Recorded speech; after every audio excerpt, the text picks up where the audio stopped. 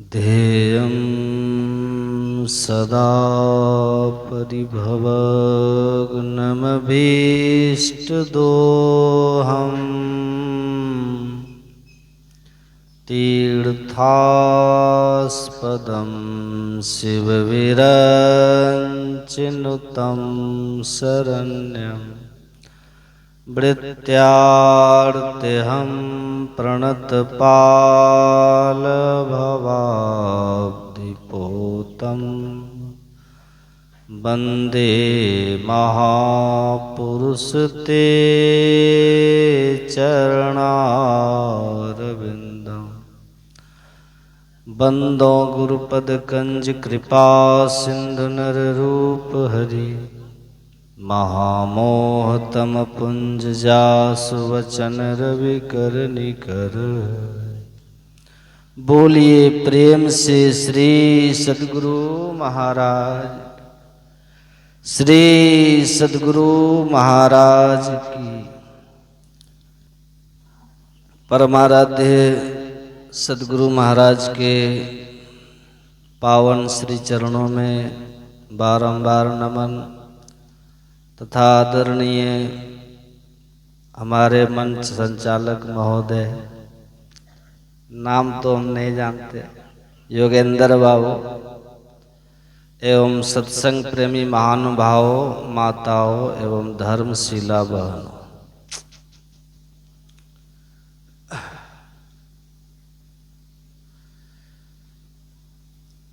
हम लोग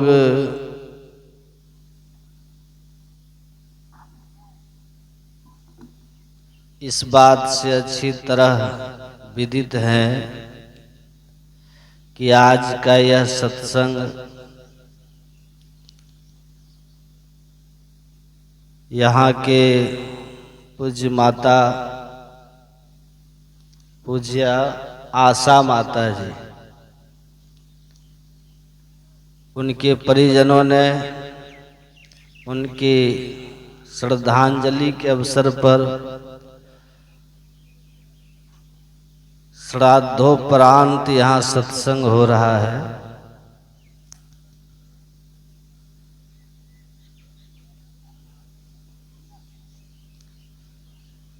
यह जीवन की सच्चाई है। भगवान श्री कृष्ण ने अर्जुन को समझाते हुए कहा था कि जैसे ही किसी का इस संसार में जन्म होता है, उसके जीवन के और सभी बातें अनिश्चित हो, पर उसकी मृत्यु निश्चित होती है। पढ़ने वाला विद्यार्थी पास करेगा या नहीं, राम जाने। किसान बहुत मेहनत से खेती किया, उसकी उपज उसके घर ठीक ठाक पहुंचेगा कि नहीं, राम जाने।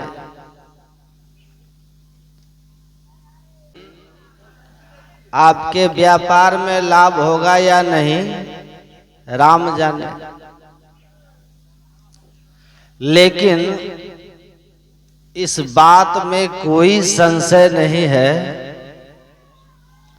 कि हम एक दिन इस संसार से चले जाएंगे। जातस्य ही ध्रुवो मृत्यु, जन्म लिया मरना तय हो गया, आप बच नहीं सकते हैं। साधोई मुर्दन का गांव, पीर मरे पैगंबर मर गए जिंदा जोगी, राजा मर गए प्रजा मर गए वेद और रोगी। यहाँ राजा भी मरते हैं, प्रजा भी मरते हैं, डॉक्टर भी मरते हैं, केवल रोगी ही नहीं मरता।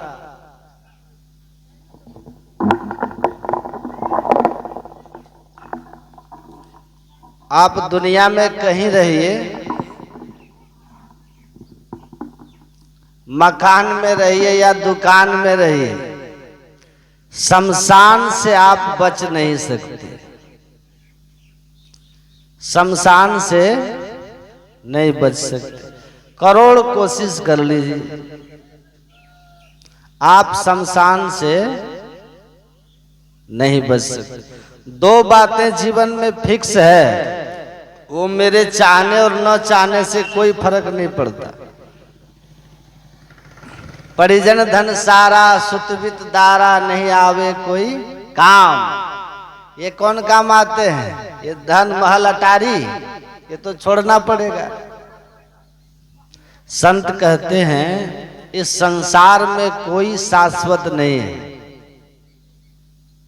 अष्टकुलाचल सप्त समुद्रा ब्रह्म पुरंदर दिनकर रुद्रा, ना तुम ना हम नायम लोकस तदपि निक्रमण थे क्रियते शोकः।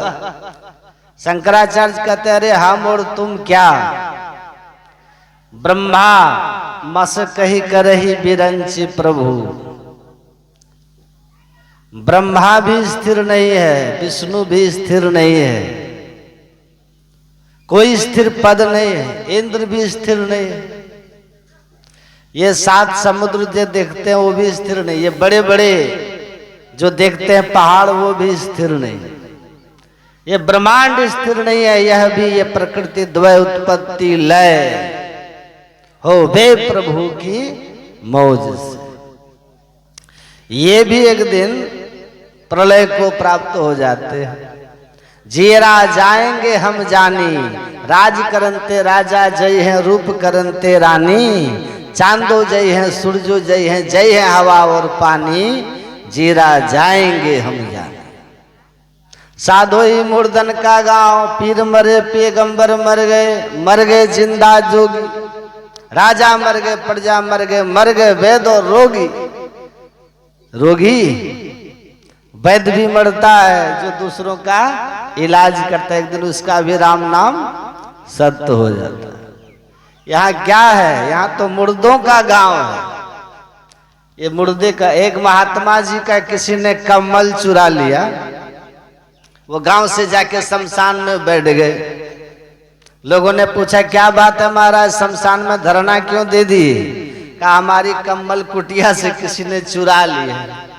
तो कहा कुटिया से कम्बल चोरी हुई तो धरना गांव में दीजिए ना, चोर तो गांव में होगा, शमशान में क्यों बैठे हो? कहा चोर गांव में होगा।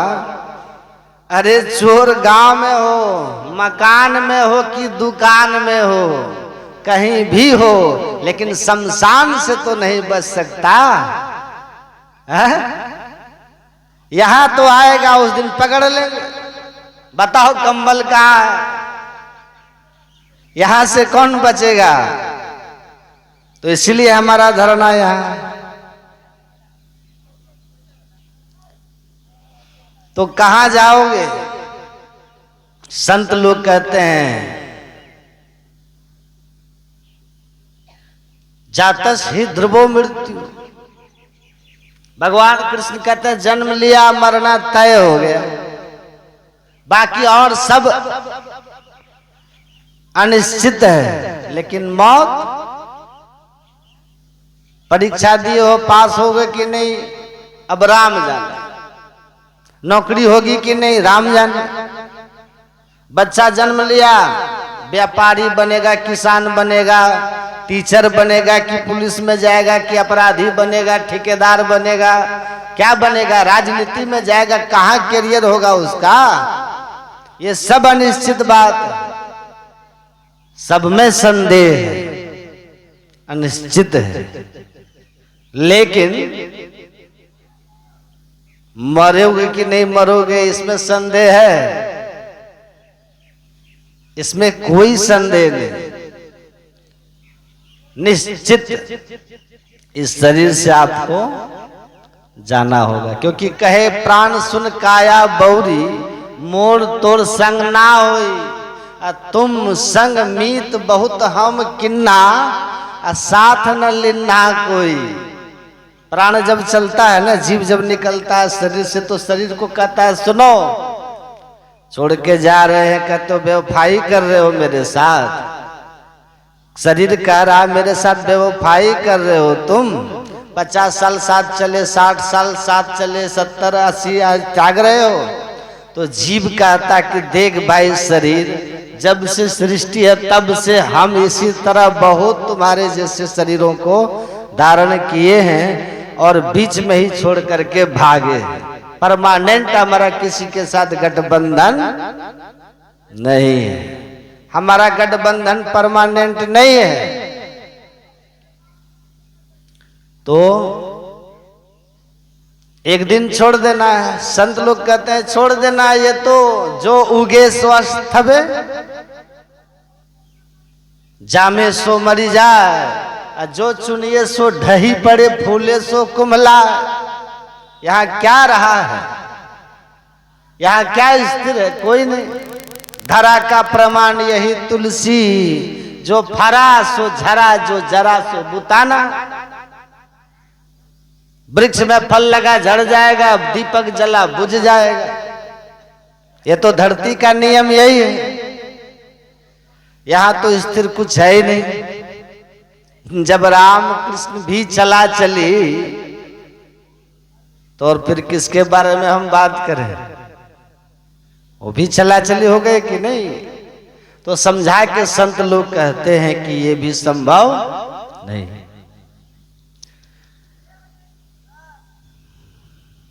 संत कहते हैं जो शाश्वत नहीं है और जिनका संग हमारा स्थिर नहीं है, जिसे छोड़ना पड़े एक दिन, जीवन काल में भी संग छोड़ दे, ऐसे अनस्थिर, ऐसे परिवर्तनशील, ऐसे नाशवान सांसारिक वस्तुओं के प्राप्ति से अपने आप को विशेष कोई नहीं मानना चाहिए। आपकी विशेषता तब है, कबीर सोई धन संचिए, जो आगे को होए, माथ चढ़ावे गांठरी, जात न देखा कोई। उस धन का अगर आपने संचय नहीं किया जो साथ जाने वाला है, तो कहते हैं आपका जीवन व्यर्थ चला गया, व्यर्थ चला गया। आप पूरे धरती के सम्राट हो जाइए, लेकिन कभी ऐसे आदमी की भाग्य की सराहना मत कीजिए, ऐसे आदमी की उपलब्धियों की कभी भी चर्चा मत कीजिए। क्यों कि क्या फायदा, जिसने अपने दिन बीतत जावे आयु फुटावे, जो ऐसे अनमोल मानव शरीर को पाकर और साथ जाने वाली संपत्ति या उस पद को पाया जा सकता था जो पद नहीं छूटने वाला था। इस शरीर से आप उस पद को पा सकते हैं जिस पद को पा लेने के बाद फिर कभी भूतपूर्व नहीं होना पड़ेगा, पदच्युत नहीं होना पड़ता। उस शाश्वत पद को छोड़कर उस शाश्वत पद का कोई भी प्रयत्न ना किया और संसार के छूटने वाले पद के लिए अपने अनमोल मानव शरीर को लगा दिया, उसकी क्या महिमा।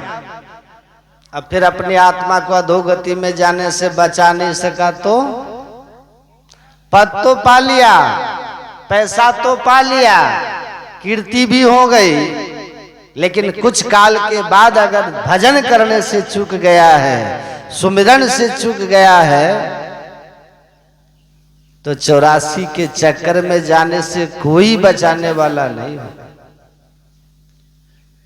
क्या फायदा हुआ उस आदमी को जो कुछ काल के लिए सारी दुनिया का सम्राट बन गया, लेकिन उसके बाद अपनी आत्मा को अधोगति में जाने से बचा नहीं सका, तो क्या फायदा उसका। कहने का भाव है कि पद ऊंचा से ऊंचा आप पाइए, कोई दिक्कत की बात नहीं। भगवान करे आप बहुत ऊंचे पद तक जाइए, भगवान करे सब अरबपति खरबपति हो जाइए, लेकिन संत लोग कहते हैं अगर अब पति हो करके ईश्वर को मत भूल जाइए। ऊंचे पद पे पहुंच के ईश्वर को मत भूल जाना। इन सब उपलब्धियों के बीच तुम परमात्मा का सुमिरन अवश्य करना, अवश्य करना। देखिए, संत महात्मा अंबानी या बिल गेट्स बनने से या मित्तल बनने से या सोनी बनने से किन्हीं को मना नहीं करते। राष्ट्रपति बन जाओ, प्रधानमंत्री बन जाओ, आपको मना नहीं करते। इंजीनियर डॉक्टर बनने से आपको मना नहीं करते। संत महात्मा बस आपको टाइम मैनेजमेंट सिखाते हैं। टाइम मैनेजमेंट मतलब समय का उपयोग कैसे होना चाहिए। ध्यान से सुनिएगा। 24 घंटा सबके पास है, मजदूर के लिए भी है, प्यून के लिए भी है, प्राइम मिनिस्टर के लिए भी है, उद्योगपति के लिए भी है, किसान और डॉक्टर सबके लिए एक दिन में 24 घंटे है। अब इस 24 घंटे को उपयोग करना है। कितना देर सोने में? सब आदमी को सोना है 5-6 घंटे। 8 घंटे सबको काम करना है। 8 घंटे में एक मजदूर को 300 रुपया मिलता है, राजमिस्त्री को 500 मिलता है। एक 8 घंटे में पियून का वेतन 25,000 होता है और वहीं बैंक के मैनेजर का वेतन 60,000 होता है कि नहीं? कुछ ज्यादा कम होगा। तो ऑफिस आवर तय है कि संसार के लिए कितना टाइम दिया आपने? 8 घंटा।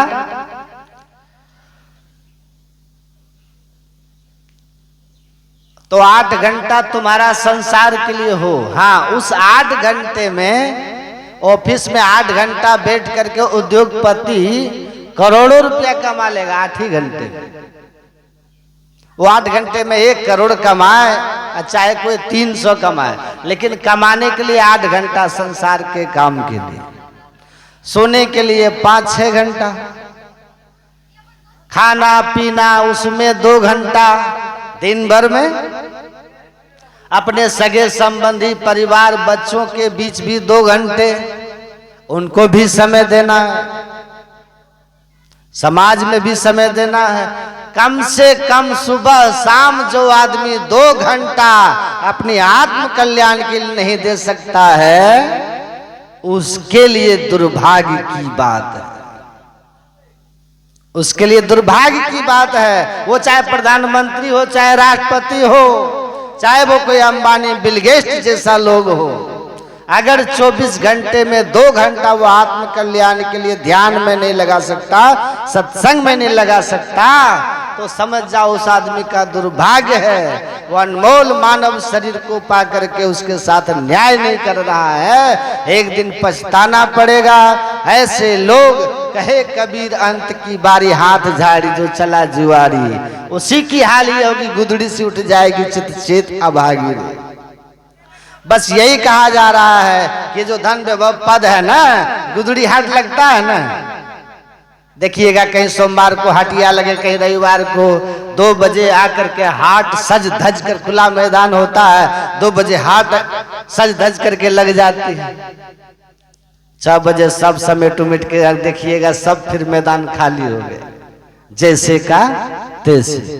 वैसे यहाँ आए, खूब वाहवाही हो गया और उसके बाद मौत का एक झटके के साथ सब खत्म हो गया। परिजन धन सारा सुत वित दारा सब के सब बिखर गए और आप यहां से निकल।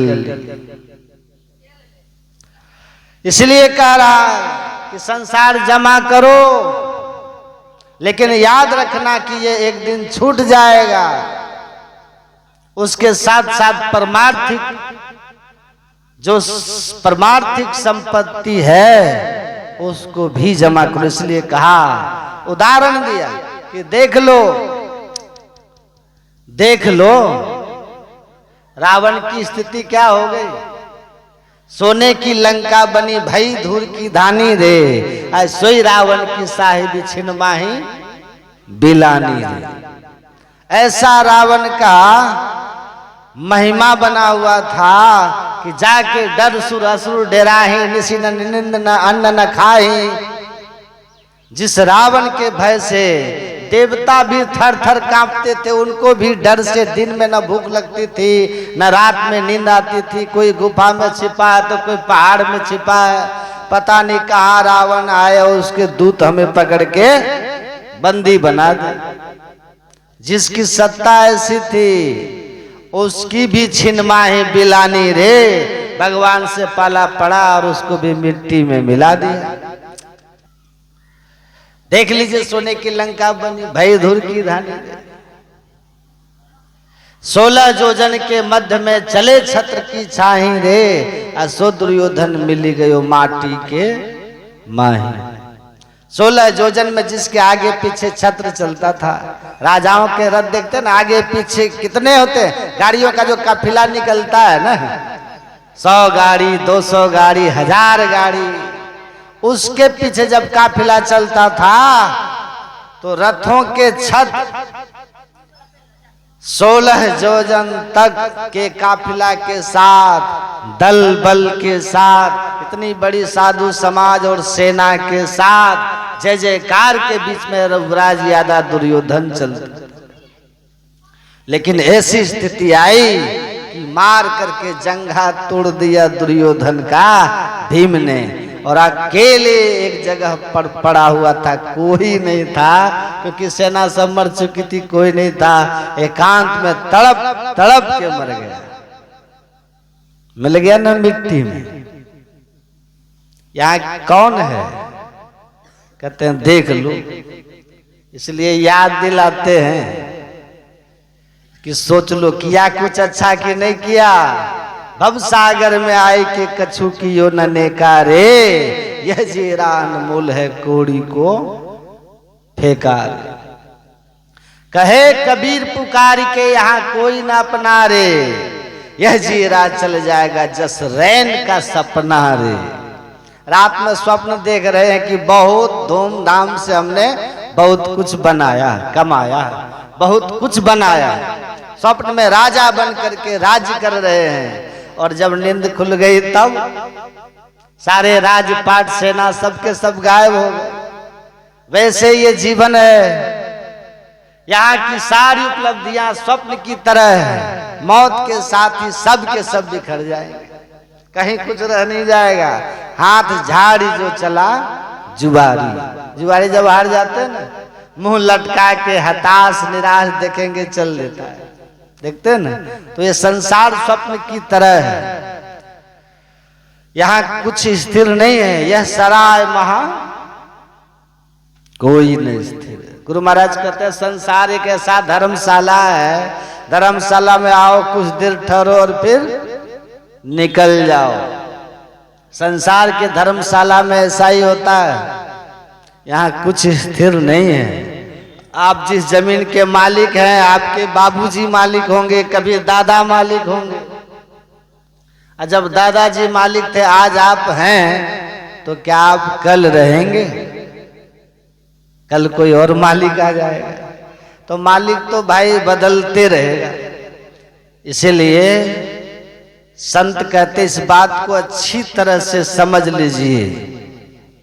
गुरु महाराज कहते हैं समय बीत रहा है, आयु बीत रही है, गुरु का सुमिरन कर लो, ईश्वर का भजन कर लो, क्योंकि यही एक साथ जाएगा, यही परमार्थिक संपत्ति परलोक में तुम्हारी रक्षा करेगा।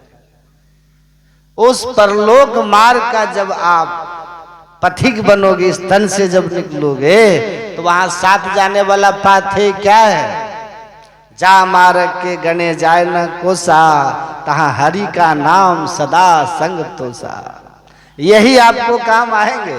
बाहर की यात्रा में धन दौलत काम आता है ना, उस अंतिम यात्रा में परमात्मा की भक्ति की पूंजी, सुमिरन, जप, गुरु का ज्ञान, ध्यान, यही आपके काम आएंगे, आपके रक्षक बनेंगे, आपको शांति देने वाले, संतुष्टि देने वाले हो। अगर ये पूंजी आपने जमा न की, कबो सत्संग ना किन्ना, भूखे को ना ही कछु दिन्ना, पल क्या होगा? पूछे जमराज जब भाई, बचन मुख ना ही कही आई, पलटू दास लखी रोया, सुधर तन पाए के खोया। इसीलिए नाम सुमर नर बावरे, तेरी सदा न देहिया। संसार का भरोसा मत करो, ये सपना है, स्वप्न है, टूट जाएगा। और जो सपनों में रह गया वो खोएगा, जो जाग गया, गुरु के भजन में लग गया, वही संसार में कुछ पाएगा, और वही बाद में नहीं पछताएगा। नहीं तो पछताना पड़ेगा, जो सोएगा सो खोएगा। एक जमींदार थे, उनका एक नौकर था। अब बाल बच्चे सब बाहर रह के पढ़ते थे। कोई सर्विस करता था, पत्नी मर चुकी थी। 17-18 साल का एक नौकर था, जो 10-12 साल 5-7 साल की उम्र से ही उनके सेवा में टहल करता था, नौकरी करता था, वहीं बड़ा हो गया। मुंह लगुआ नौकर हो गया था, क्योंकि मालिक नौकर दो ही थे। ध्यान से सुनिएगा, मालिक भी नौकर को मानते थे।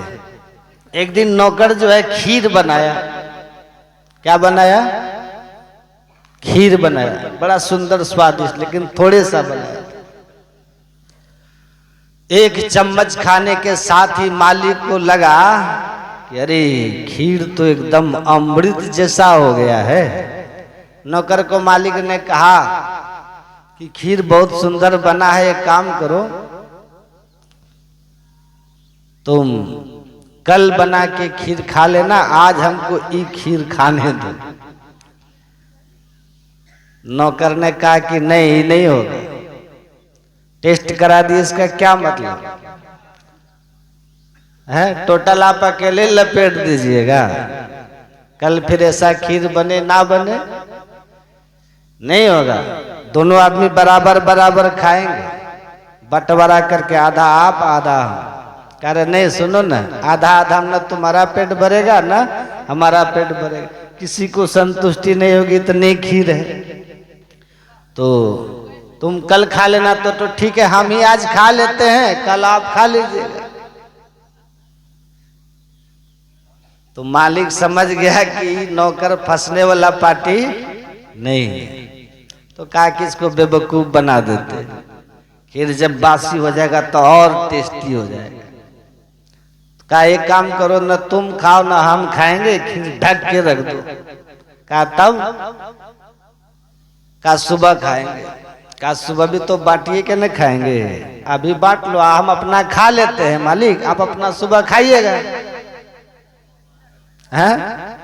कहा कि नहीं नहीं नहीं, बंटवारा सुबह भी नहीं होगा, अभी भी नहीं होगा। कहा तब?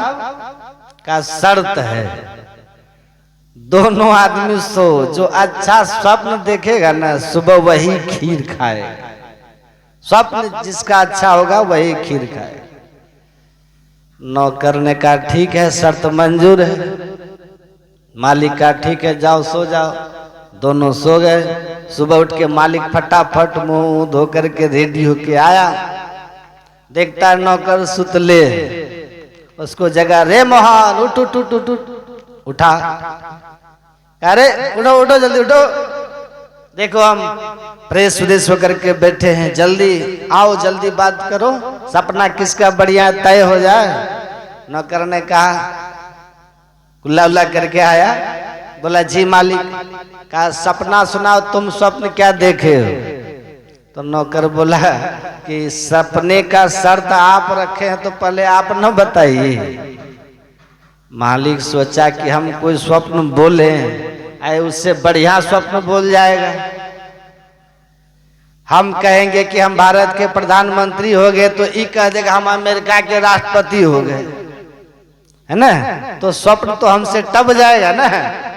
तो मालिक सोचा कि अच्छा, इसकी समझ ही कितनी अनपढ़ नौकर है, इसको ज्ञान ही कितना है, ऐसा स्वप्न बोलेंगे कि इससे आगे ये बोल ही नहीं सकता। कहा देखो हम रात में स्वप्न देख रहे थे कि हम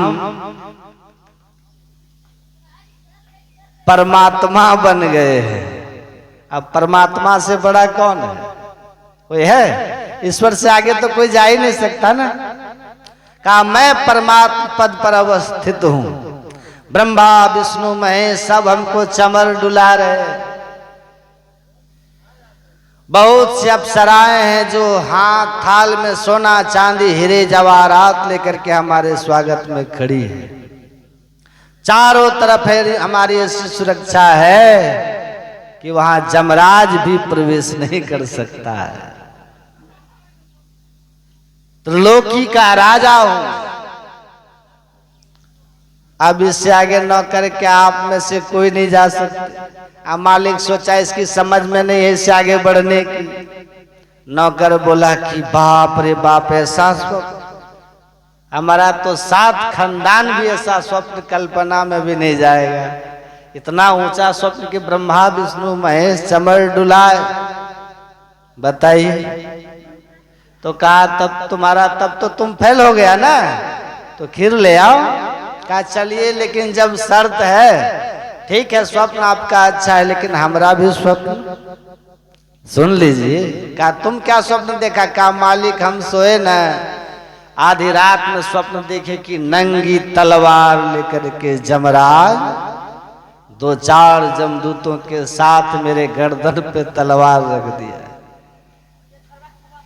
नौकर के सुनते ही मालिक ने कहा रे तो तुम बहुत खराब स्वप्न देखा, छोड़ो यही क्लियर हो गया कि तुमको जमराज पकड़ने आया। हम ऐसी सुरक्षा में थे कि जमराज घुस भी नहीं सकता था, ऐसी सुरक्षा में थे। तो तुम तो फेल हो गया। अच्छा लाओ खीर लाओ। कहा मालिक सुन तो लीजिए। जमराज बोला उठो। हमने कहा कौन है आप? बोला हम जमराज। हम बोले आप क्यों आए? कहा तुम्हारा समय पूरा हो गया, चलो। मालिक हम थर थर कांप रहे थे। मालिक गदगद हो रहा है। मालिक कहा ये तो पूरे गलत स्वप्न देखा है और अपने से स्वीकार कर रहा है। पूरा खीर हमारे हिस्से आ गया।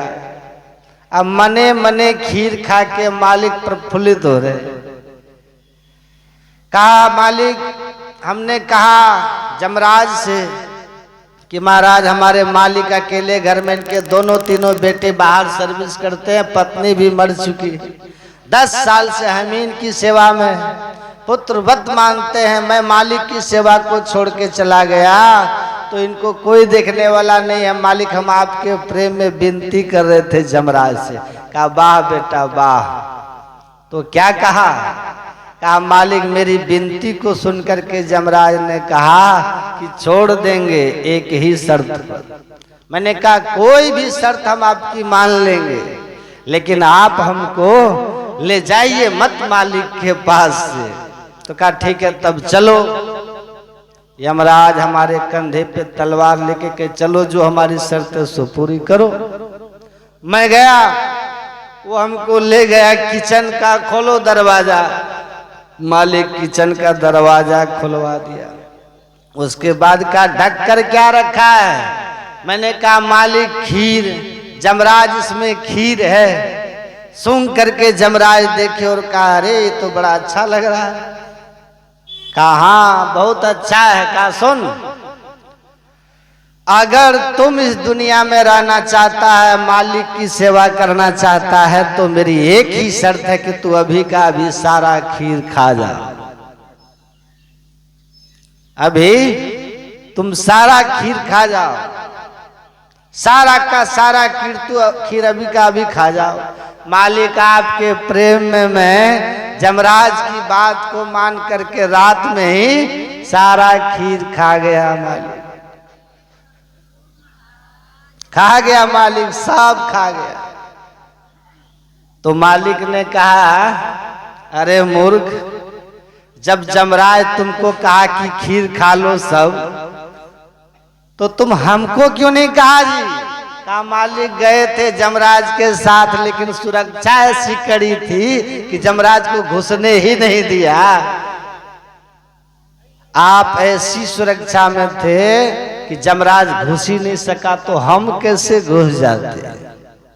तो हम चुपचाप खीर खा करके आपकी सेवा के लिए बच गए। मालिक कपार पीट दिया।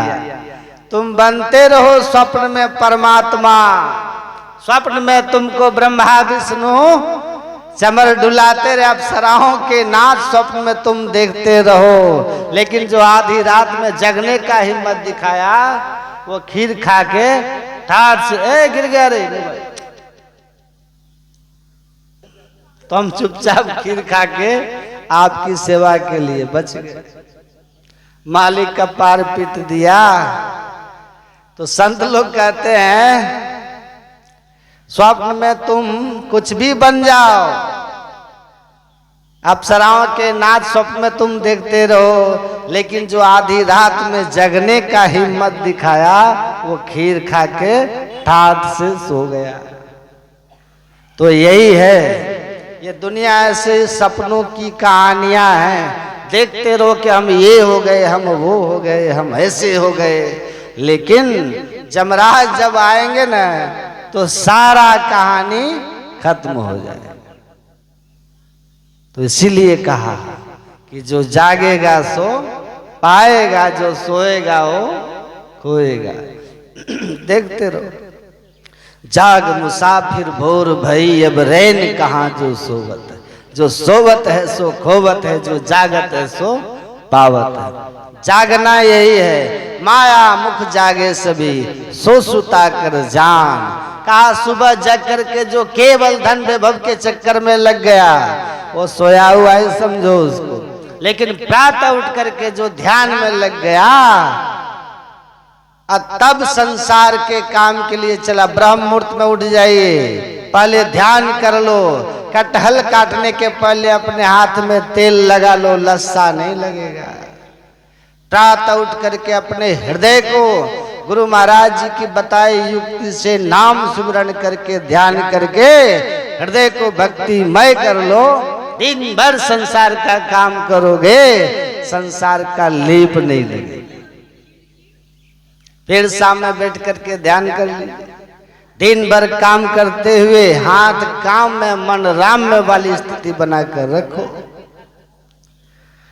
निसंदेह आपकी ये स्थिति ऐसी होगी कि संसार में संतुष्ट रहिएगा, सुखी रहिएगा, दुखी नहीं रहिएगा। नहीं तो धन वैभव बहुत कमा लीजिएगा, लेकिन कहीं न कहीं आपको जीवन में लगेगा कि कुछ न कुछ कमी है, कुछ न कुछ कमी है। अपने जीवन से असंतुष्ट रहेंगे। इसीलिए इस संसार में रहिए तो अच्छा काम कीजिए, दूसरे को कष्ट मत दीजिए और अपने ईमानदारी के रास्ते पे चलिए। धन गलत तरीके से आप कमा लीजिएगा, धन यहीं रह जाएगा, लेकिन कमाई का तरीका आपको 84 लाख योनि का चक्कर कटवा देगा। तब उस दिन रोइएगा।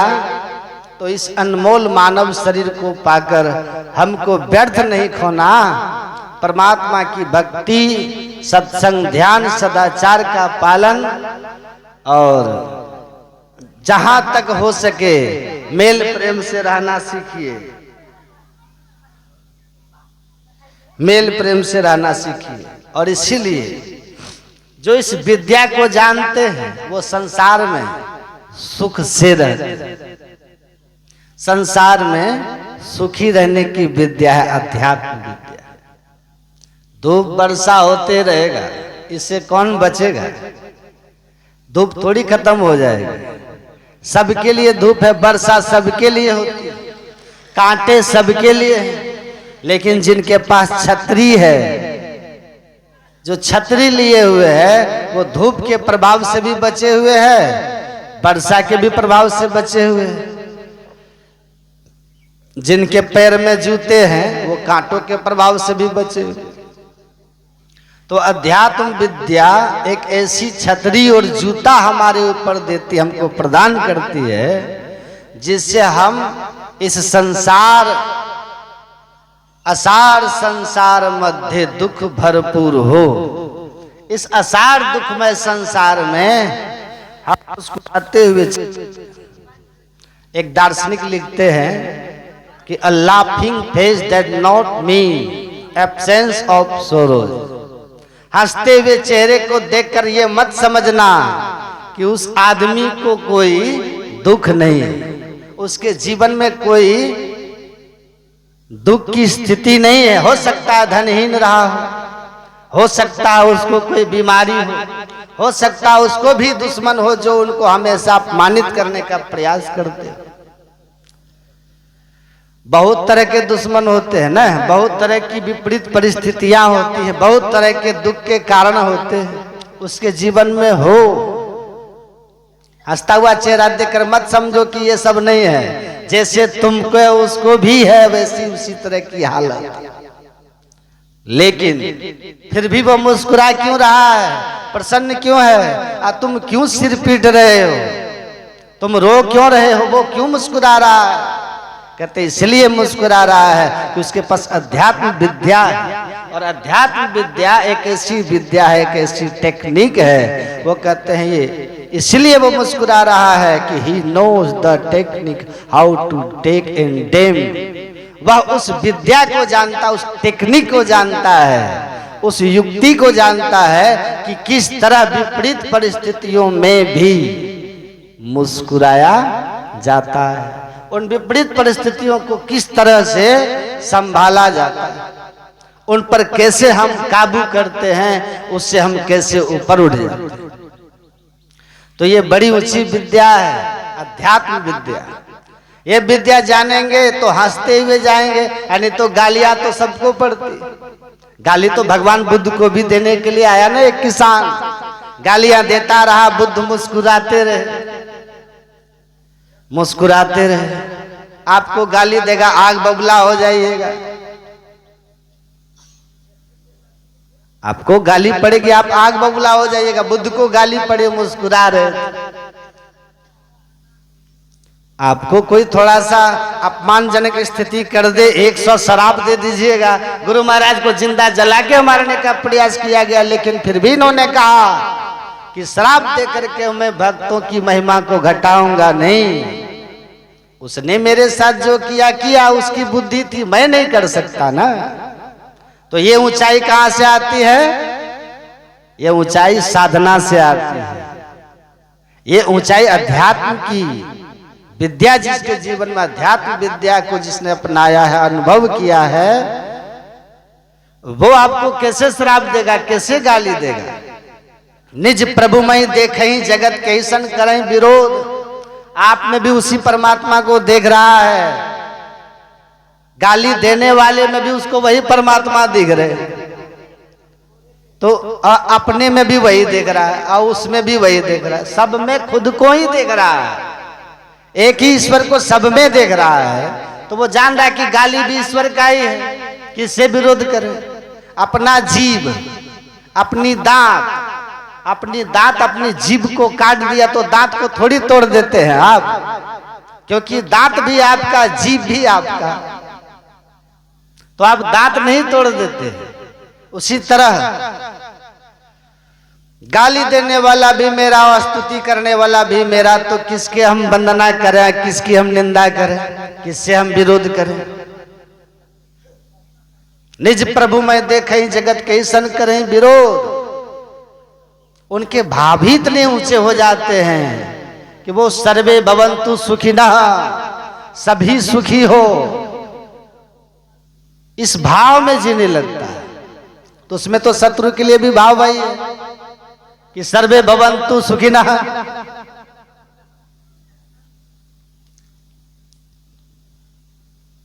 तो ये जो हमारी वृत्ति बन जाती है, ये अध्यात्म विद्या की सोच, ये जब जीवन में आता है तो हमारी सोच बदल, फिर साधना करते हैं, फिर अनुभव कर लेते हैं, और उसके बाद तो सब कुछ ये अध्यात्म विद्या है। अब परमात्मा कैसे मिलेंगे? तो परमात्मा भक्ति से मिलेंगे। इसलिए क्या कीजिए? परमात्मा की भक्ति कीजिए, और कोई उपाय बिल्कुल नहीं। कोई साधन बिल्कुल नहीं। नौ पंथा विद्यते अनायः, वेद के ऋषि ने भी कहा वेदाहम पुरुषम महांतम आदित्य वर्णम तमसः परस्ताद तमेव विदित्यादि मृत्यु मेति नान्य पंथा विद्यते अनायः। आप सारे दुख से मुक्त हो जाइएगा, जन्म मरण के चक्र से छूट जाइएगा, सदा सदा के लिए सुखी हो जाइएगा जब उस महान पुरुष को जान लीजिएगा, जिस महान पुरुष को हम परमात्मा कहते हैं। उसके अलावा नौ पंथा विद्यते अनायः, और कोई दूसरा उपाय का बिल्कुल नहीं है। इसलिए भगवत भक्ति कीजिए। देखिए भगवान विष्णु के सामने राजा चित्रकेतु खड़े हैं, और राजा चित्रकेतु का जो चरित्र भागवत में आया है, इतनी महिमा गाई गई है उनके सुख संसाधनों का, धन ऐश्वर्य का, कि आप आश्चर्यचकित हो जाएंगे। लेकिन वो चित्रकेतु दुखी होकर के भगवान की तपस्या करने लग गए। ध्यान से सुनिए, तप करने लगे। भगवान विष्णु प्रकट हो गए और पूछा कि आप तप क्यों कर रहे हैं? तो चित्रकेतु ने कहा कि सुखाय दुख मोक्षाय कुर्बाते दंपति क्रिया तत्व निवृत्ति प्राप्ति दुखश्च सुखश्च। हे भगवान, रात दिन नर नारी सुख को पाने के लिए और दुख से छूट जाने के लिए प्रयत्न करता है,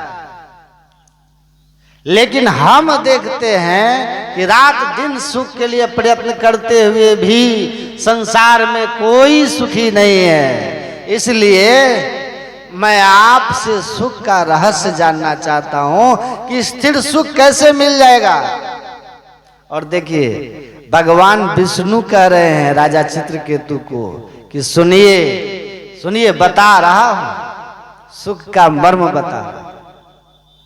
लब्धवेह मानुषिम योनिम ज्ञान विज्ञान संभवम आत्मानम योन बुद्धेत न क्वचित क्षण पुण्यात्। ज्ञान विज्ञान के स्रोत स्वरूप इस देव दुर्लभ मनुष्य शरीर को पाकर सुख आप तभी पा सकते हो जब आत्मानम योन बुद्धेत, जब आप आत्मज्ञान को प्राप्त कर लोगे। आत्मज्ञान मतलब अपने आप का ज्ञान। मैं शरीर इंद्रियां नहीं हूं, मैं चेतन आत्मा हूं। और आत्मज्ञान मतलब परमात्मा की सर्वव्यापकता की अनुभूति। जब तक इस अवस्था में नहीं आएंगे, आप किसी भी लोक में चले जाइए, जैसे पुण्य क्षीण होगा फिर आप दुख में आ जाइएगा। मसक कहीं करही बिरंच प्रभु अजहि मसकते हीन, अस विचार तज संशय राम भजहि प्रवीण। ये गोस्वामी तुलसीदास जी महाराज ने कहा कि सुन लीजिए, प्रभु मच्छर पे कृपा कर दे तो ब्रह्मा बना दे, अब ब्रह्मा पर रुष्ट हो जाए तो मच्छर से हीन बना दे। इसलिए परमात्मा की भक्ति करके परमात्मा के शाश्वत धाम को प्राप्त कर लीजिए, जहां से जन्म और मरण समाप्त हो जाता है। न तत्र भासते सूर्यो न सांको न पावकः, यदि गत्वा न निवर्तन्ते तद्धाम मम परमम मम। वो मेरा धाम है, उस धाम में जहां जाकर के फिर इस दुख में संसार में जीव नहीं आता, तो वह केवल और केवल भक्ति से ही होगा। लेकिन भक्ति का ठीक ठीक स्वरूप जानना चाहिए। देखिए भक्ति केवल मरने के बाद ही लाभ देती है, सो बात नहीं है। अजात शत्रु भगवान बुद्ध से कहते हैं कि जो मोक्ष मार्ग में लगा हुआ है, दुख निवृत्ति के मार्ग में जो लगा हुआ है, भगवत भक्ति पथ पे जो लगा हुआ है, क्या इनको मरने के बाद ही केवल भक्ति का लाभ मिलता है? या जीवन काल में भी कुछ लाभ मिलता है। देखिए अजात शत्रु को भगवान बुद्ध कह रहे हैं कि सुनो राजन, आपकी सेवा में कितने सेवक हैं, कितने सेवक हैं बताओ। कहा महाराज 500 दास दासियां। कहा उसमें से कोई एक दास आपका यह निश्चित कर ले कि अब हम आपके यहां नौकरी नहीं करेंगे, राजा की नौकरी नहीं करेंगे। जाकर गंडक नदी के तट पे बैठ जाए और कहे अब केवल और केवल मैं मोक्ष का साधन करूंगा, अब करिए राम पद पंकज नेहा, अब केवल परमात्मा की भक्ति करूंगा और कुछ नहीं करूंगा, किसी राजा की मैं सेवा नहीं करूंगा, मोक्ष का साधन करूंगा। साधना में वो लग जाए तो क्या आप उसके साथ जबरदस्ती करोगे कि तुम मेरे गुलाम हो, दास हो, नौकर हो, तुमको हमारी सेवा करनी होगी, भगवत भक्ति नहीं करने देंगे, कहोगे? देखिए आजाद शत्रु ने कहा भगवान बुद्ध से, मोक्ष मार्ग पर निश्चित निर्णय करके जो एकदम लग गया है, ऐसे आत्म सुख प्राप्त करने वाले, मोक्ष प्राप्त करने के दृढ़ निश्चयी भक्त का मैं तो उल्टा सेवा करूंगा, उसके भोजन आदि की मैं व्यवस्था खुद करूंगा ताकि वह अच्छी तरह से भक्ति करे और मुझे उसकी भक्ति का कुछ पुण्य प्राप्त हो जाए। तब भगवान बुद्ध ने कहा कि तब मानते हो कि नहीं कि जो तुम्हारा नौकर है, अगर वो भगवान का नौकर होना स्वीकार कर ले, मतलब मोक्ष मार्गी होना तय करके मोक्ष मार्ग पर लग जाए, तो तुम राजा होकर के भी उसकी सेवा में लग जाओगे। तो भक्ति का लाभ जीवन काल में भी है या नहीं, सो बताइए। तो तुलसीदास या सूरदास जो कहता कि हरि का भजन करे जो कोई, सूर नीच से ऊंच सो कोई। आप देखिए क्या महिमा है भक्ति, भक्ति का प्रत्यक्ष प्रभाव आप देखिए। मरने के बाद का प्रभाव तो सो जाने जो पावे, लेकिन पूज्यपाद महर्षि दल बहादुर बाबा को आप लोग अच्छी तरह से जानते होंगे, बड़े महान। एक दिन कोई आदमी यही मनिहारी आश्रम में बासमती चावल लाके महंगा दिया था, तो बासमती चावल बहुत महंगा कोई लाके दिया था, वो बना था आश्रम में। एक बगल के स्टेशन मास्टर थे, जैसा पूज्य बाबा सुनाते हैं, थोड़े से भीतर से दूसरे टाइप कैटेगरी के थे।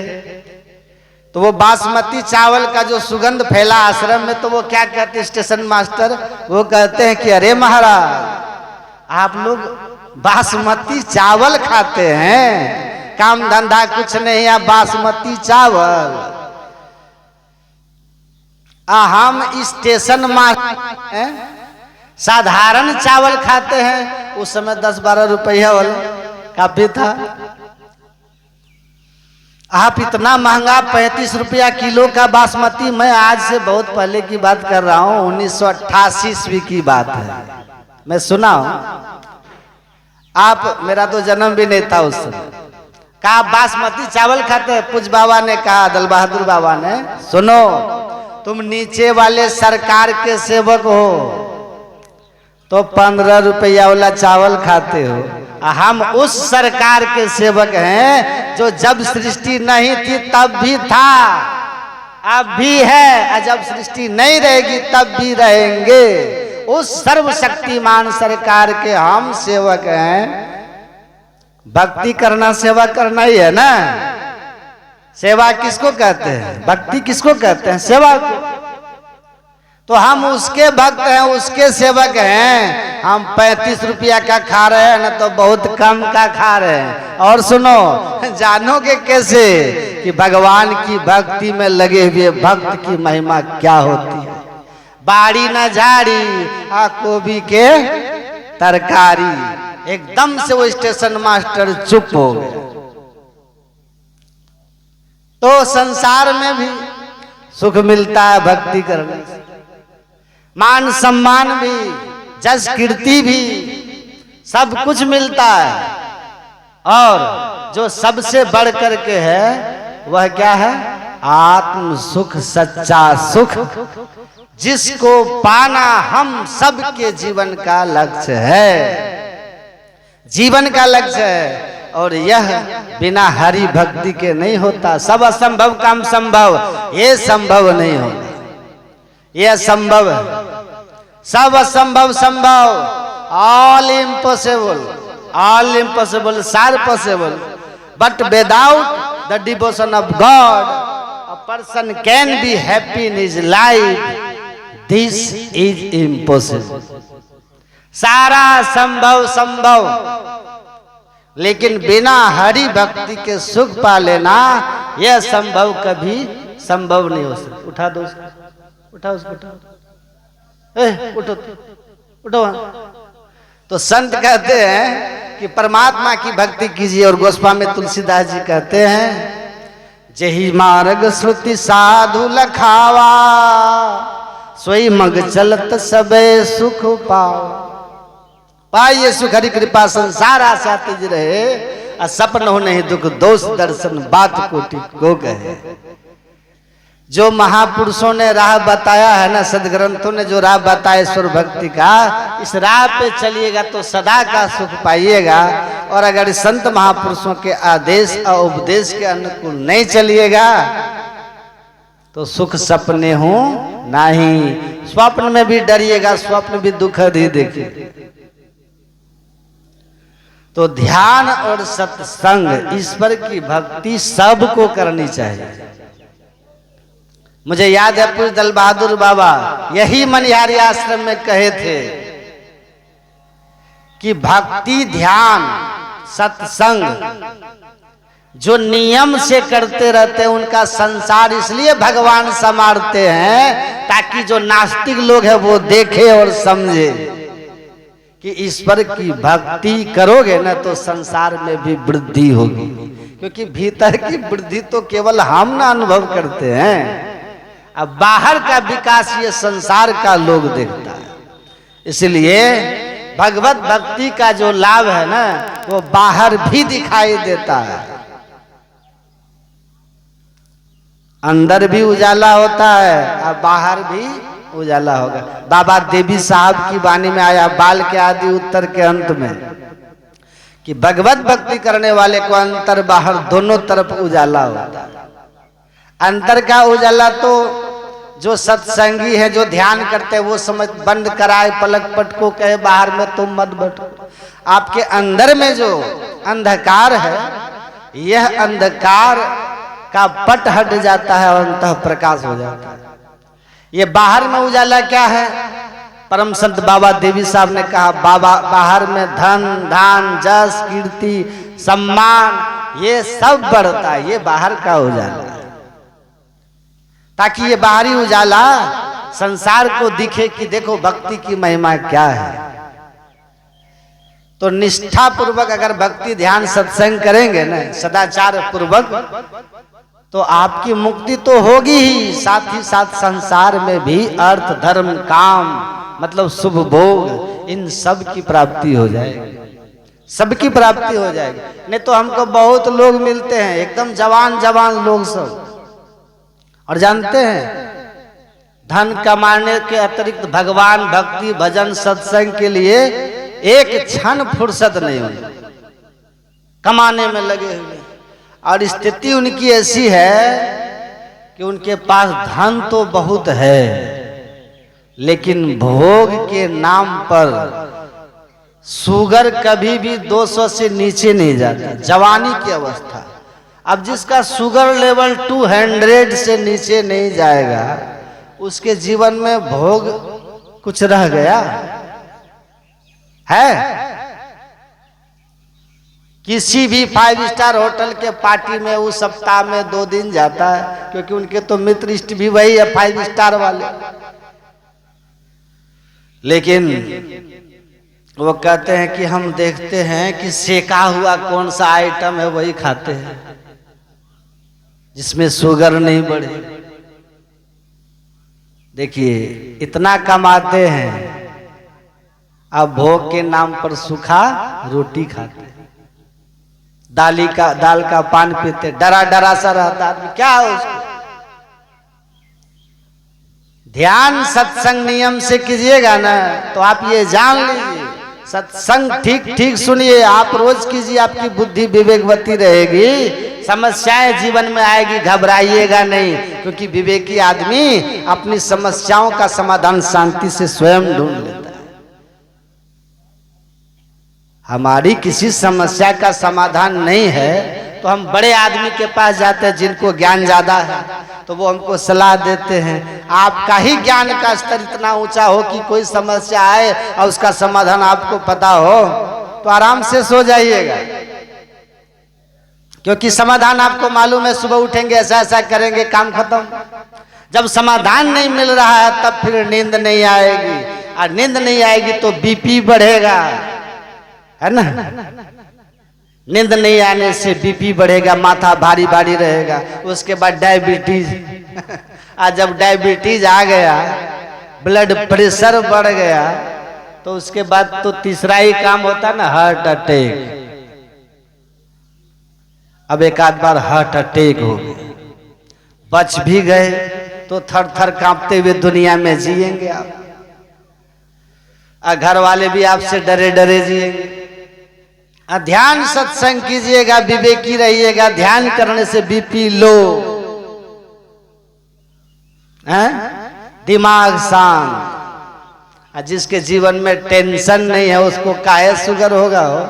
शुगर खाने से नहीं होता, शुगर टेंशन से होता है। ध्यान करोगे, सत्संग करोगे, टेंशन ही नहीं आएगा। All attention without any tension is called meditation. तो जो मेडिटेशन करेंगे तो विदाउट टेंशन हो जाएंगे, मेडिटेशन करेंगे ही नहीं तो क्या होगा? क्या होगा? छोटी छोटी समस्या में टेंशन हो जाए तो बीमारी होगी। ठीक से समझिए, बड़ा गूढ़ ज्ञान है, बड़ा गूढ़ ज्ञान। तो हमारे आशा माता जी बड़े ही नेक दिल इंसान थी, प्रेमी थी, सत्संग प्रेमी थी। इनके जो विचार व्यवहार थे इतने अच्छे थे, मैंने तो देखा ना, भगवान की भक्ति से जुड़ी हुई थी, सत्संग ध्यान से जुड़ी हुई, साधन भजन करने वाली थी। ऐसे लोग इस संसार में आते हैं और जब इस संसार से जाते भी है ना तो अच्छी गति में जाते हैं, अच्छी स्थिति में जाते हैं, भगवत कृपा प्राप्त करके उनकी भक्ति के प्रभाव से।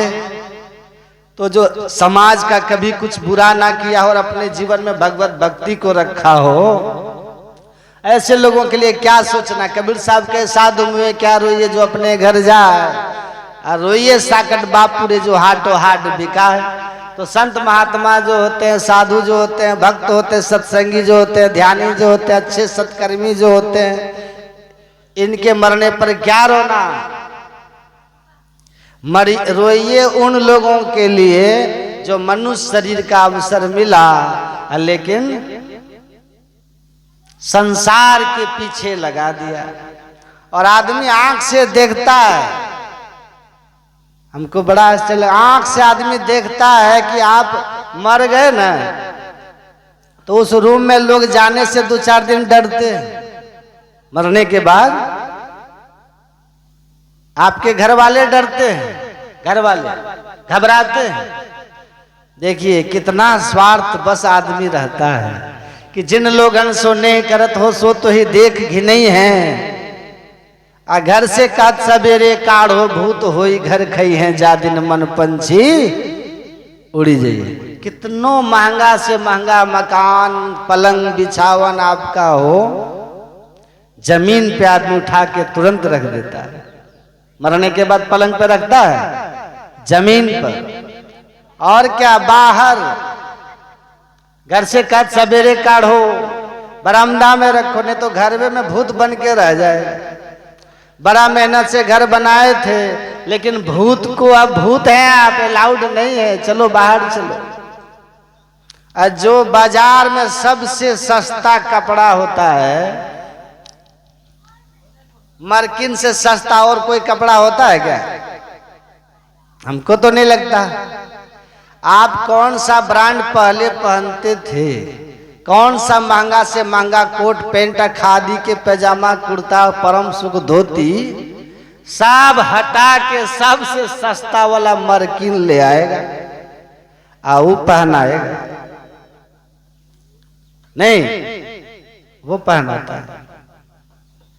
असली औकात आदमी की वही है, समझिए इसको।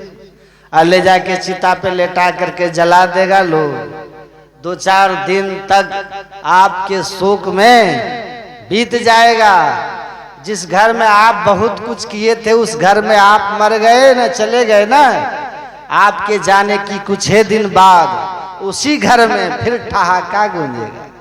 फिर किसी बेटे की शादी की शहनाइयां बजेंगी, लोग नाचेंगे गाएंगे, आपके कमाए हुए धन पे सब मौज करेंगे। अगर गलत तरीके से कमाए तो आप नरक में जमराज का डंडा खाएंगे। आपके पैसा पे यहाँ डांस चल रहा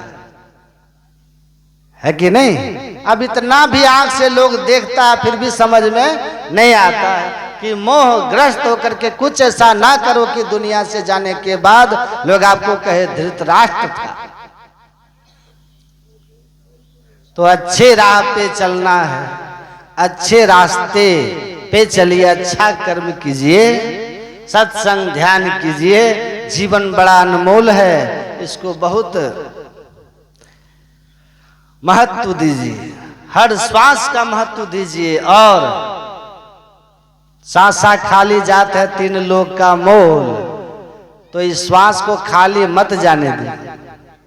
जीवन को लेकर के बहुत चिंता भी मत कीजिए, राह सही रखिए। आज या तो कल जाना तो सबको है, बस सावधान रहना। रास्ता सही है, जब जाना होगा जाएंगे, क्या परेशान।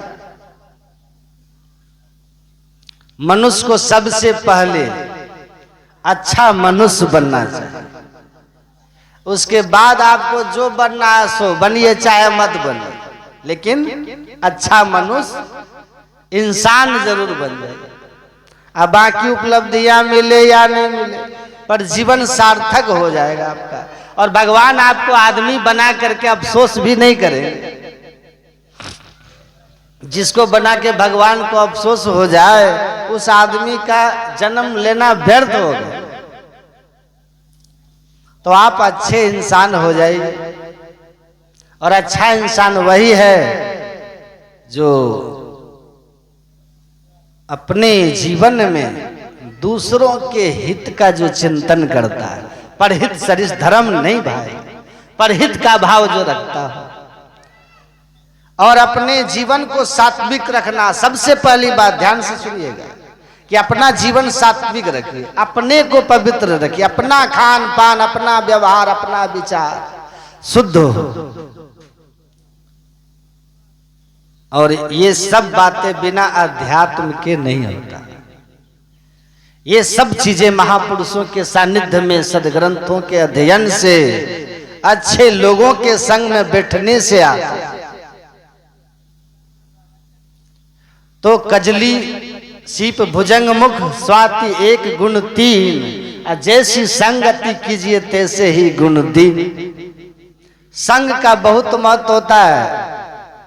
एक ही स्वाति नक्षत्र के वर्षा की बूंद जब केला में गिरे तो कपूर हो जाता है, अब बांस पे गिरे तो बंस लोचन, और वही सीपी में गिर गया तो मोती बन गया, और सांप के मुंह में गया तो विषधर मतलब जहर बन गया। तो वस्तु एक ही है, लेकिन संग के कारण उसके गुण प्रभाव अलग अलग हो गए, अलग अलग हो गए। सबके अलग अलग संग का महत्व यही है। इसलिए कहा कि प्रसंग मजरम पासम आत्मना कवियो विदु स एव साधु सुकृते मोक्ष द्वारम अपावृतम। भगवान कपिल मुनि अपनी मां देवहूति को कह रहे हैं कि हे मां, जब मनुष्य का संग किसी सांसारिक कामनाओं के पीछे पाप और पुण्य का विचार किए बिना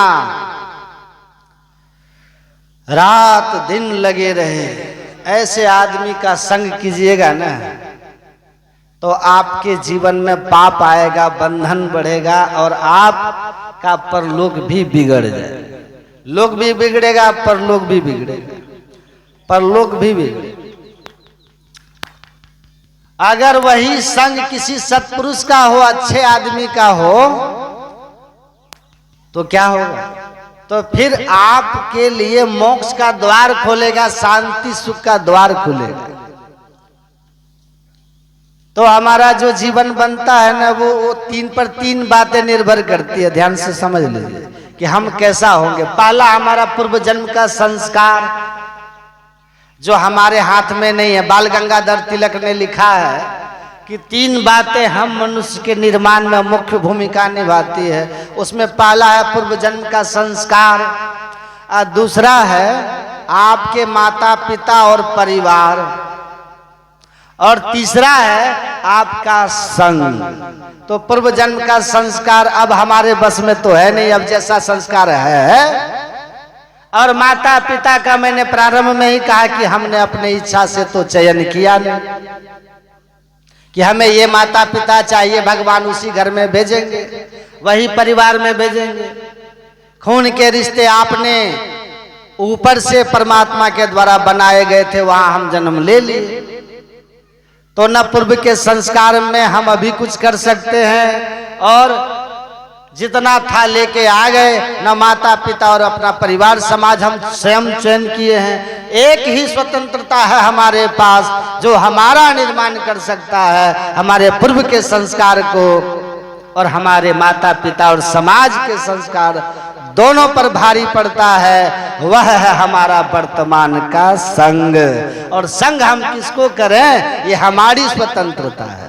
हम मनुष्य है तो हमें स्वतंत्रता है कि हम अपना दोस्त तय करें ये कौन होगा, हम किनके साथ बैठेंगे, किनके साथ हम रहेंगे, ये हमको तय करना है। और इसी के चयन करने में अगर आप सावधान रहे तो फिर आप स्वाति नक्षत्र की बूंद है, जिसका संग सीपी के साथ हो गया तो आप मोती बन गए, और सांप के संग हो गए तो जहर बन गए। आपको तय कर लेना है कि हमारे जीवन में सीपी भी है और हमारे समाज में सांप भी है। अच्छे मित्र चुन लीजिए, आप वहीं से रास्ता खुल जाएगा। अब बैठ जाइए, देखिए जीवन कैसे। अजामिल इतने शुद्ध पवित्र सात्विक ब्राह्मण थे, भागवत में उनका चरित्र आता है। इतने शुद्ध सात्विक पवित्र ब्राह्मण थे, एकदम नियम से ब्राह्मण के धर्म का पालन करने वाले, नियमित उनका पूजा पाठ चलता था अजामिल का। लेकिन पिता के आदेशानुसार वो जाते थे फूल लाने। पिता ने उनको एक दिन मना किया था कि उधर से मत जाना, लेकिन पिता के अनुभव का उसने लाभ नहीं लिया।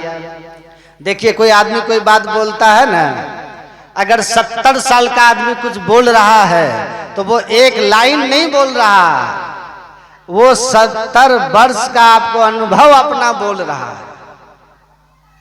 याद रखिए, 70 साल के अनुभव उसके जीवन में है, इसलिए बोल रहा है। इसलिए आप 10 बुजुर्ग व्यक्ति का विचार सुन लीजिएगा ना, तो आपका जो है शरीर की आयु भले 30 साल 35 साल हो, लेकिन आपकी बुद्धि की आयु जो है ना, वो सैकड़ों वर्ष की हो जाएगी। आप सैकड़ों वर्ष के बुद्धि के स्तर पे हो जाएंगे, इतने परिपक्व हो जाएंगे, समझ इतनी आ जाएगी आप। तो आप उसके विचार का लाभ ले लीजिए। तो उसने अपने पिता के उस अनुभव वाणी को नकार दिया, उस रास्ते से चला गया अजामिल। एक कामी पुरुष को नशे की स्थिति में एक वेश्या के साथ वह देखा, अश्लील हरकतों को करते हुए, और उस हरकत का अजामिल के दिमाग में छाप पड़ गया। भीतर मन जो है ना कैमरा के तरह है, छाप लेता है बात। आप यहां से चले जाइएगा लेकिन वो दृश्य आपको मस्तिष्क में छप जाएंगे, वो आपको रिपीट होने लगेगा। आंखें बंद करोगे सोते समय वो बातें घूमने लगेंगी, उसके दिमाग में मन मस्तिष्क में वो छप गया और वो चिंतन होने लगा। और आदमी जैसा देखता या सुनता है वैसा ही विचारता है। आप जो सुनिएगा वही विचार बन के आएगा, जैसा देखता या सुनता वही विचारता है। मनुष्य जैसा विचारता है वैसा ही उसके चित्त में संस्कार बैठते हैं। और संस्कार जो है इतना प्रबल होता है कि आपको कर्म करने के लिए प्रवृत्त कर देता है, प्रेरित कर देगा।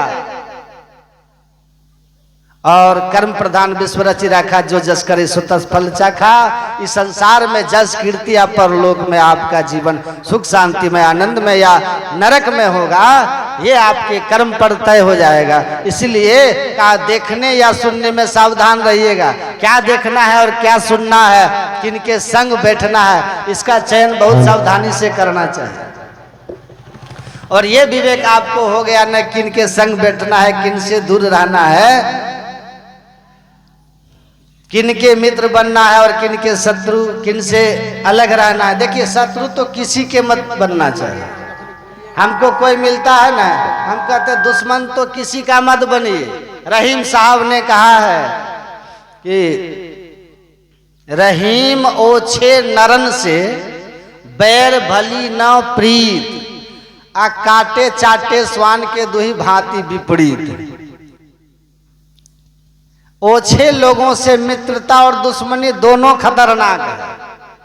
कुत्ता चाहे प्यार से आपको चाटे और चाहे आपको दुश्मनी से काटे, रेबीज होने की संभावना दोनों स्थिति में होती है। इसीलिए आप सावधान रहिए, उनसे आप न मित्र रहिए न आप शत्रु रहिए। ओछे लोगों से मिले तो हाँ जी, और नहीं तो कोई बात नहीं, अपनी दुनिया में रहिए। सबसे रसिए, सबसे बसिए, सबकी सुनिए बोल, हाँ जी करते रहिए, रहिए अपनी ओर। तो दुनिया में आपको जीने की कला है जो संत महात्मा यही सिखाते हैं कि मोती बन जाओगे अगर जही मार्ग सुति साधु लखावे तही मग चलत सबे सुख पावे।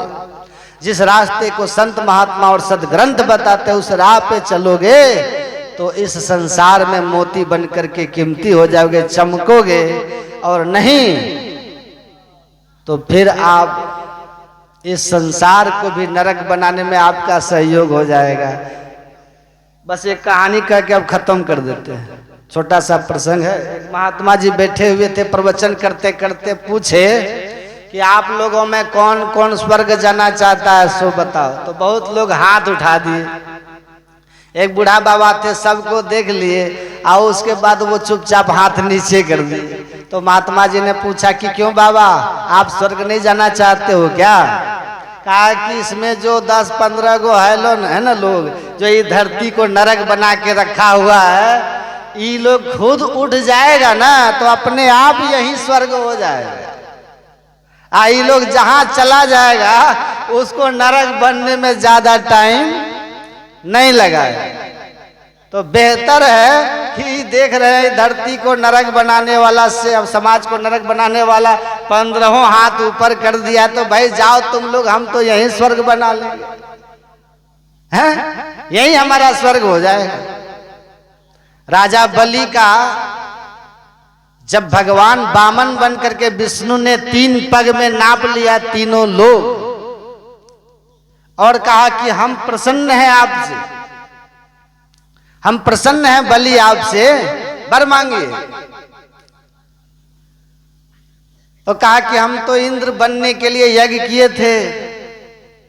कहा कि ठीक है तो आप 14वें मनवंतर में इंद्र बनोगे, तब तक आपके पास 2 विकल्प है बलि। अपने यहाँ बहुत रामायण है, बहुत अलग अलग प्रसंग हैं। तो उन्होंने कहा कि विकल्प क्या है महाराज? कहा या तो 5 सठों के साथ आप स्वर्ग में जाके रहिए या 10 सत्पुरुष के साथ तब तक पाताल में रहिए। राजा बलि ने कहा 5 सठ स्वर्ग जाएंगे तो स्वर्ग रहेगा, और 10 सत्पुरुष पाताल जाएंगे तो पाताल रहेगा। सत्पुरुष जहां पहुंच जाएंगे वो स्वर्ग हो जाएगा, और 60 जहां पहुंच जाएंगे वो स्वर्ग को नरक बनने में बहुत देर नहीं लगाएगा, बहुत देर नहीं होगा। तो आपको इस धरती को स्वर्ग बनाने में सहयोगी होना है ना। सुई बन के रहिए, है ना। 2 फटे हुए अंश को जोड़ दीजिए, कैंची मत बनिए, जुड़े हुए को काट के अलग मत कीजिए, सुई बन के रहिए। तो इस संसार में हम लोग हैं तो मनुष्य है, तो हमें कर्तव्य होना चाहिए कि आत्मानं मोक्षार्थम जगत हिताय च। हम ठीक ठीक सत्संग ध्यान करें, खान पान पवित्र रखें, सादगी सदाचार का जीवन हो, व्यवहार बोली उत्तम हो। तो उत्तम बोली हो, न कौआ किसी को कुछ, कौआ न किसी का छीनता है और न कोयल किसी को कुछ देती है। पर कौआ को आप सुनना नहीं चाहते हो और कोयल को आप भगाना नहीं चाहते। सबके पीछे उनकी बोली है, बोली है तो अच्छा बोलिए, अच्छा व्यवहार रखिए, सत्संग और ध्यान कीजिए। इसी में हम सबका भला है, कल्याण है, इसी में सुख और शांति आनंद है। तो गुरु महाराज की महती कृपा से हम लोग यहाँ पर सत्संग में शामिल हुए। पूज्य आशा माता जी के श्राद्ध के उपलक्ष्य में मैं एक बार फिर इस पवित्र आत्मा की शुभ गति के लिए गुरु महाराज जी से प्रार्थना करता हूँ, ईश्वर से प्रार्थना करता हूँ कि भले नेक थी, अवश्य ही अच्छी गति में गई है। फिर भी मेरी प्रार्थना है इनके लिए कि मैं इस परिवार के लिए भी शुभकामना करता हूँ। क्या नाम है? श्रवण, अमन, अमन जी और उनके पूरे परिवार के श्रद्धे आशा माता जी के पूरे परिवार जो भी हैं, अवश्य इनकी कमी कोई पूर्ति नहीं कर सकता।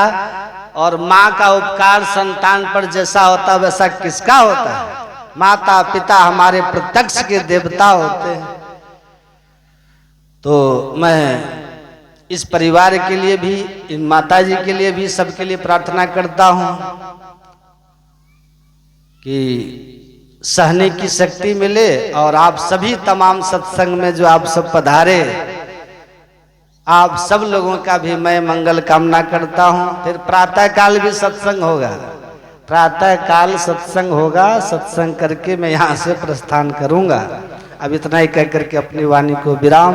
बोलिए प्रेम से श्री सतगुरु, बोलिए प्रेम से श्री सतगुरु महाराज की जय। अभी हम लोग पूज्य बाबा के मुखारविंद से मनुष्य बनने की बात सुन रहे थे। इन्होंने बताया बड़े ही सरल भाषा में, इतनी सरल भाषा में कम लोग बोला करते हैं, कम बाबा लोग बोला करते हैं।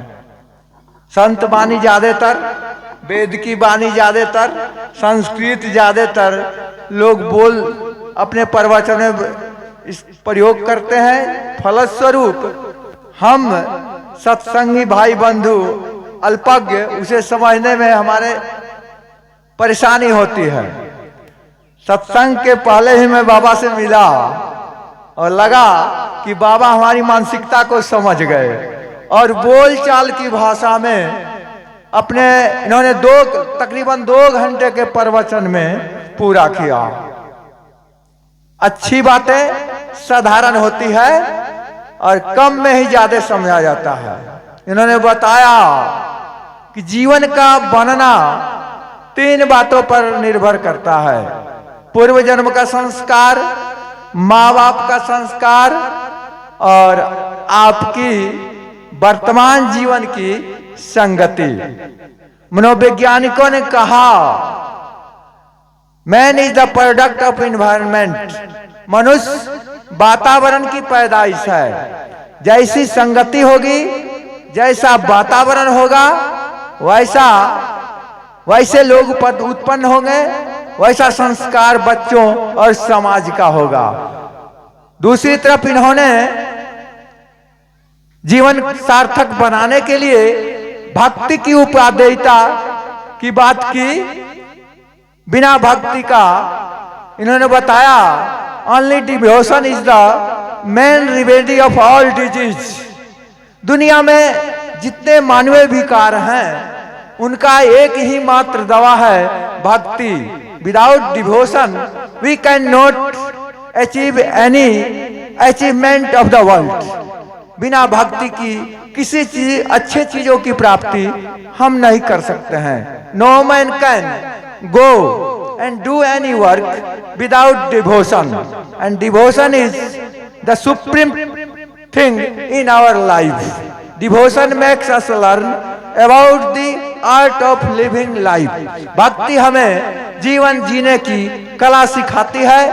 हम कैसे चलेंगे, हम कैसे बोलेंगे, हम कैसे एक दूसरे से व्यवहार करेंगे और हम किस तरह अपने सामाजिक परिवेश को अच्छा बनाएंगे। इन तमाम बातों की जानकारी हमें मास्टर साहब से नहीं, दुकान में नहीं, परिवार में नहीं, बल्कि संतों के संग प्राप्त करने से प्राप्त होगा। इसलिए हमारे जीवन में सत्संग की काफी महत्ता है। जो इस सत्संग को जिसने अपनाया वह धन्य हो गया। इस सत्संग से, इस भक्ति से दोनों तरह का लाभ बताया गया। जैसा कि हम लोगों ने बाबा के मुखारबिंद से सरल भाषा में सुना। अंदर से तो आत्म सुख सर्वोपरि होता है। भक्ति करने वाले लोग जानते हैं आत्म सुख कैसा होता है। और बाहरी सुख इसलिए प्राप्त होता, जैसा कि इन्होंने कहा कि दल बहादुर बाबा कहा करते थे कि बाहरी सुख भी मिलता है और संसार भी मिलता है। जैसा तुम चाहते हो वैसा बन जाओगे अगर तुम भक्ति नियमित नित्य प्रति करोगे तो। गुरु महाराज ने भी कहने की कृपा की कि नियमित भक्ति करने से तुम्हारा जीवन सार्थक होगा। इसलिए हम भक्ति करें, भक्ति के पथ पर चलकर अपने जीवन को सुंदर बनावें। यही संत महात्मा का कहना है, वेद पुराण का कहना है। जिनके जीवन में भक्ति नहीं है उनके जीवन में मुक्ति नहीं है। मुक्ति माने छुटकारा पाना। इस सांसारिक बाधा से उसे छुटकारा नहीं मिलेगा, सांसारिक दुख से छुटकारा नहीं मिलेगा। जब तक रहेगी जिंदगी फुर्सत न होगी काम से। कुछ समय निकालो, ऐसा प्रेम कर लो भगवान से। तो बंधुओं, हम इस दुनिया में जन्म लिए हैं, कर्म करना ही होगा। तो कर्म वैसा हो जो हमें हमारे जीवन को सार्थक बनावे। कबीरा हुआ धन संचिए जो आगे का हो, माँ चढ़ावे पोटरी जात न देखे कोई। कबीरदास जी यही बताते हैं। वैसा धन का संचय हम करें जो लोक और परलोक दोनों को सार्थक बनावे। इन्हीं शब्दों के साथ आज के कार्यक्रम की समाप्ति होती है। साथ साथ बाबा ने आप लोगों को बताया कि कल भी इनका 7-8 बजे के बाद प्रवचन होगा। कल भी हम लोग प्रवचन का लाभ उठावें और इनके आशीर्वचनों को हृदयंगम कर अपने जीवन को सार्थक बनावें। बोलिए श्री सद्गुरु महाराज की जय। अब हम लोग आरती करेंगे। आरती करेंगे तदुपरांत कार्यक्रम समाप्त हो जाएगा। बोलिए श्री सद्गुरु महाराज की जय। क्या? अच्छा, एक बहन जी कुछ बोलना चाहती है, सुन लीजिए।